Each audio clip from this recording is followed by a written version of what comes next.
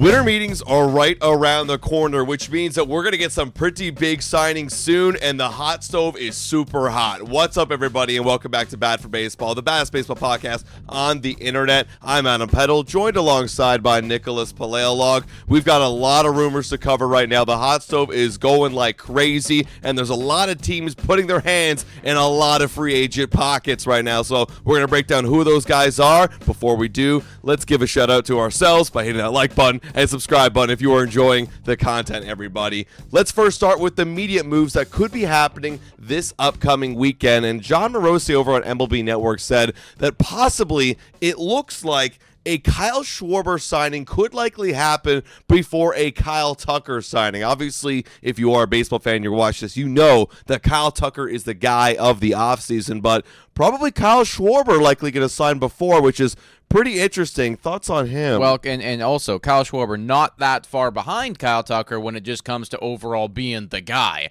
Sure, he is certainly older, but just from a production standpoint, I mean, Kyle Schwarber, 56 bombs last year, 4.7 WAR, 928 OPS. What?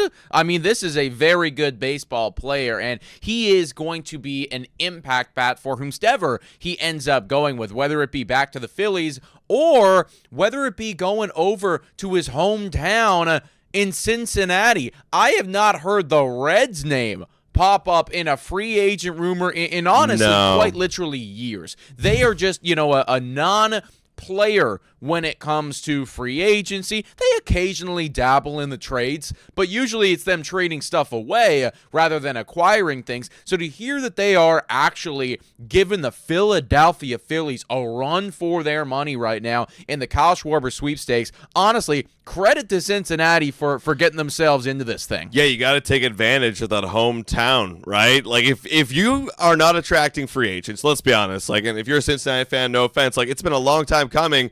Cincinnati, Ohio doesn't really scream like, oh, I want to have a big star come and play here. But if you got that hometown hero, you could definitely, wave that flag around. It's like, hey, buddy, you can come here, play for your hometown, retire here effectively, go off to the sunset here. And when you look over at Cincinnati and what they did last year, 83 and 79, and for the longest time they were looking at that wild card spot, and they got it, and they just squeaked in.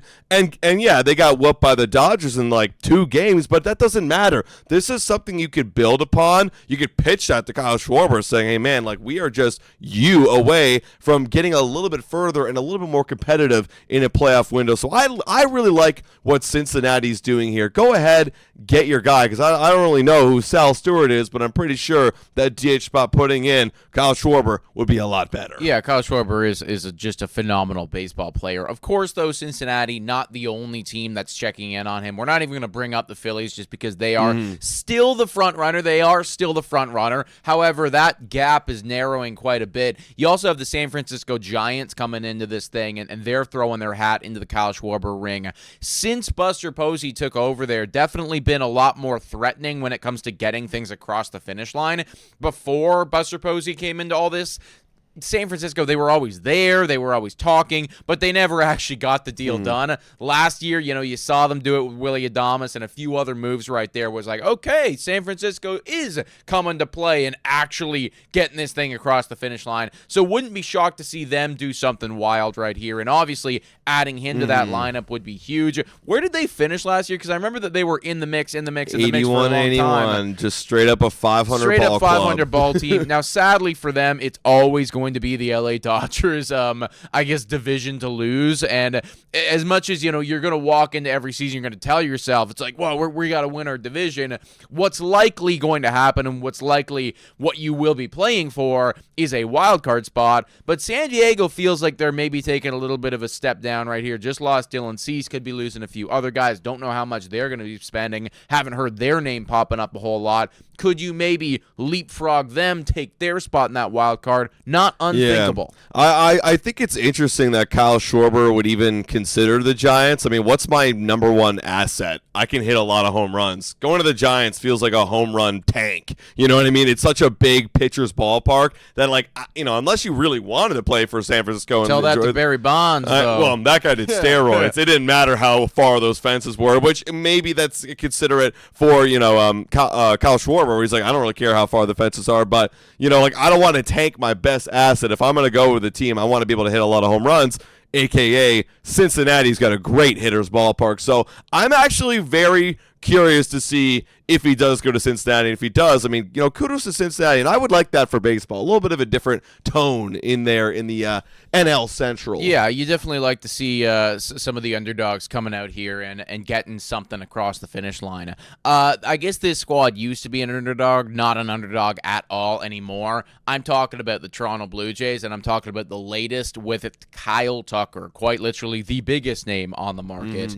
He was reportedly visiting the Toronto Blue Jays training facilities. That's in Florida, and this was reported on Wednesday. Now, don't lose your shit here and think, oh, he's definitely going to be a Blue Jay, because that is standard practice, and for somebody like Kyle Tucker, I assume that he's going to visit a lot of facilities. He'll probably go to the Dodgers, he'll probably go to the Yankees facilities, and keeping in mind as well, this is all posturing a little bit for the team that he actually wants to sign with, because if you're going to all these facilities, that team's going to be seeing it too, and they might up their offer because, well, Toronto does have some pretty good facilities. Point being, though, Toronto very much in the mix right now for the biggest name on the market. Yeah, and that's confirmed, obviously. He wouldn't be going to visit the facilities if he wasn't serious about it. I think we all kind of speculated, and everybody was kind of talking that, like, yeah, Blue Jays would be a major factor here, but we've seen this in the past. Aaron Judge, speaking of the Giants, he went over and flew to San Francisco, during his free agent year. He signed back with the Yankees. He's just doing his due diligence. Yet Shohei Ohtani visit the Blue Jays facility literally the week that he did sign earlier in that week. Obviously, he signed with the Dodgers. So, this could be another one of those situations, or it could not be. I mean, the Blue Jays, they are right now the number one team on the free agent market, with signing the most amount of money right now. Could they be in the market for Tucker? I mean, it's a snowball effect right now where you sign a few guys. Now Tucker's going, okay, now you're serious. Maybe his one concern was, I like your team. I like the money you're offering me, but can you go and shore up the future with your rotation beyond 2026, which there's a lot of question marks about? Well, they're going and they're doing that right now.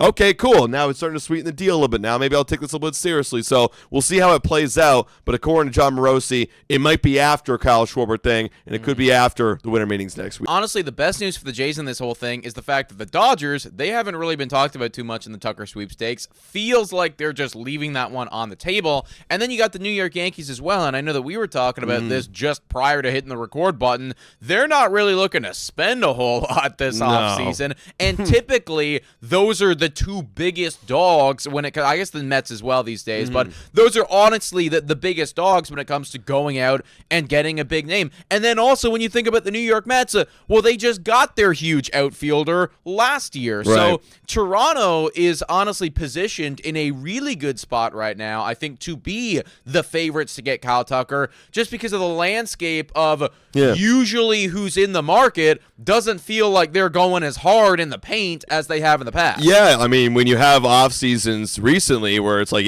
Dodgers hard in the paint, both the New York teams hard in the paint. It's like, okay, well, you guys just spent all your money. You had your $500+ million off seasons, like on that position group as well. On that position group as well, and the pitching. It's like, okay, they're not really looking out and going to spend another $200, $300, $400 million the following offseason, especially when not the Dodgers, but those other two teams in New York, they didn't win anything. And that's actually something I wanted to bring up right now was the fact that the Yankees are looking to lower their payroll, and a lot of Yankee fans are really worried right now that nothing's going to get across the board. I've been seeing reports that the rumors are that they're just looking to get back Cody Bellinger, and if they don't get him back, then they're going to settle with the Trent Grisham contract that they picked up because he picked up his option for $22 million. And then after that, that's kind of it. They're not going to make any moves after being 2 years removed from going to the World Series. I thought it was weird. You go to the World Series, then you make a bunch of moves in the offseason. You get Goldschmidt, you get Bellinger, you get Devin Williams, you get, Max Fried. You made a ton of moves. Obviously, you took a step backwards, but you invested all this money.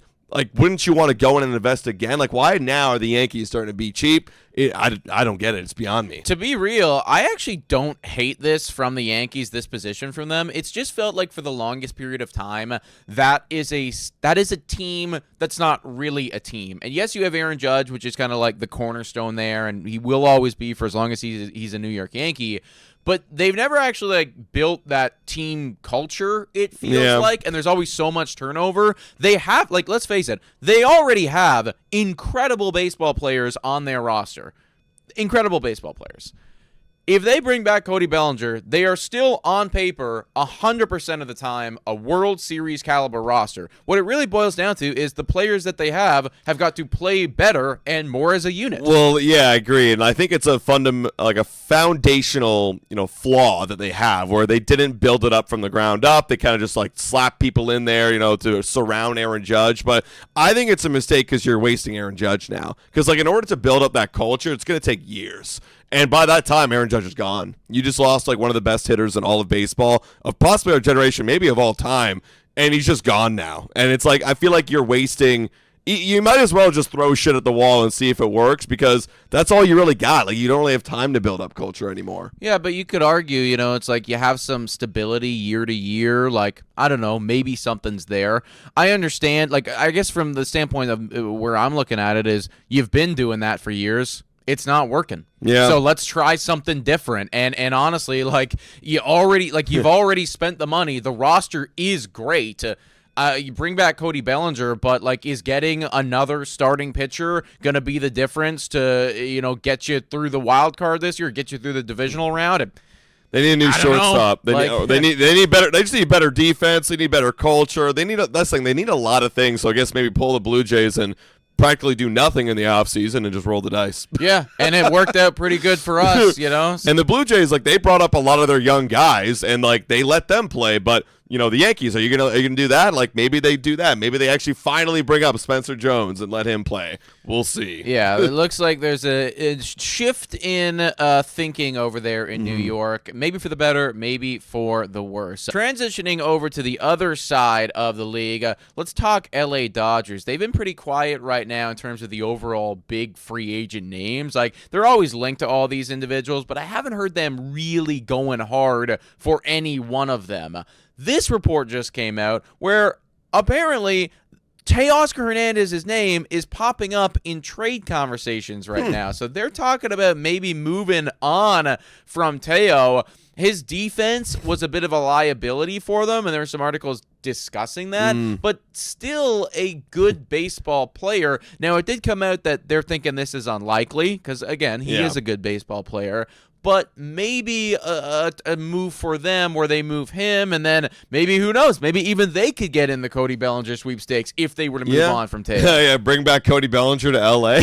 after all that shit. Yeah, you never know, right? But, I mean, this is, again, like, this is the land of luxury, people are probably inquiring on Teoscar Hernandez because he had a down year last year, and there's probably a lot of teams out there that would think, yeah, like, I know he had a down year offensively, but he could bounce back. And sure, the defense has always been there. Like, we can tolerate that defense.